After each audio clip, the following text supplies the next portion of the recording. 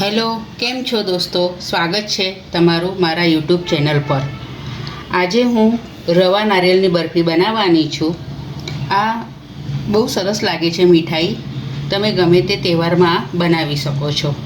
તો ચાલો આપણે આજે વિડીયો શરૂ કરીએ.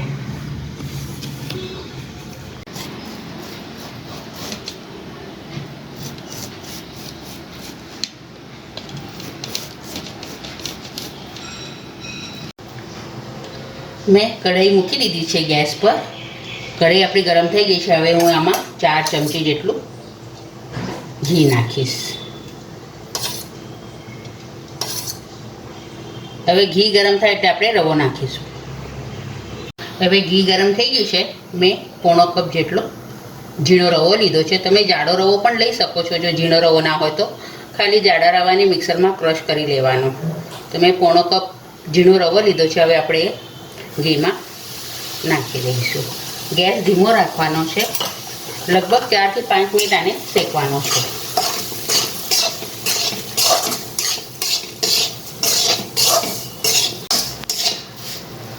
હવે આપણો રવો શેકાઈ ગયો છે.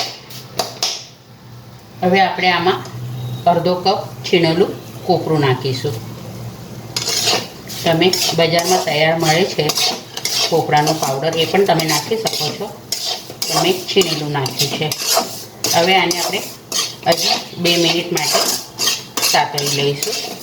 હવે આમાં જ આપણે મિલ્ક પાવડર નાખીશું. આનાથી ટેસ્ટ બહુ ફાઇન લાગે છે રવાની બરફીનો. હવે આને ખાલી 2 મિનિટ માટે આપણે સાતળી લઈશું. બંધ કરી દીધું છે. હવે આપણે ઠંડુ થવા માટે એક બાઉલમાં કાઢી લઈશું. હવે કઢાઈ મૂકી છે. હવે એમાં આપણે પોણો કપ ખાંડ નાખીશું અને ડૂબે એટલું આપણે પાણી નાખીશું. આપણે ચાસણી બનાવવાની છે, એક તારની. હવે આપણી આ ચાસણી એક તારની થઈ ગઈ છે. હવે આ રીતના આપણે જોવાનું, હાથમાં ચોંટે છે બરાબર અને તાર પણ દેખાય છે. હવે આપણે ગેસ બંધ કરી દઈશું. હવે આપણે આ શેકેલો રવો અને કોપરું અંદર આપણે ચાસણીમાં નાખી દઈશું. એક તારની ચાસણી આપણે બનાવી છે. હવે આમાં આપણે નાખીને હલાવી દઈશું.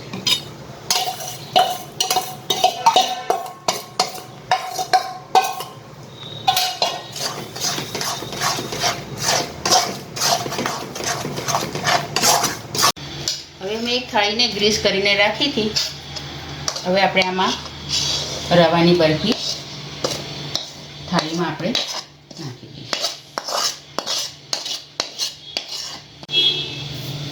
હવે થાળીમાં મેં ફેલાઈ દીધું છે. અને લગભગ 1 થી 2 કલાક માટે આપણે આને હવે રેસ્ટ આપીશું. પછી આના આપણે પીસેસ કરીશું. હવે આ ઠંડુ થઈ ગયું છે. હવે આપણે આના પીસેસ પાડી લઈએ.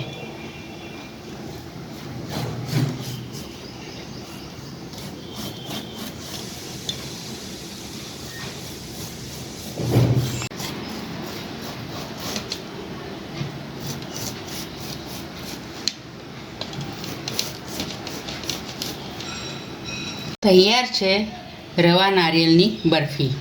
આ બરફી ખાવામાં બહુ સરસ લાગે છે. એકદમ સોફ્ટ થાય છે. આ વિડીયો તમને ગમ્યો હોય તો લાઈક કરજો, શેર કરજો, ચેનલને સબસ્ક્રાઈબ કરજો.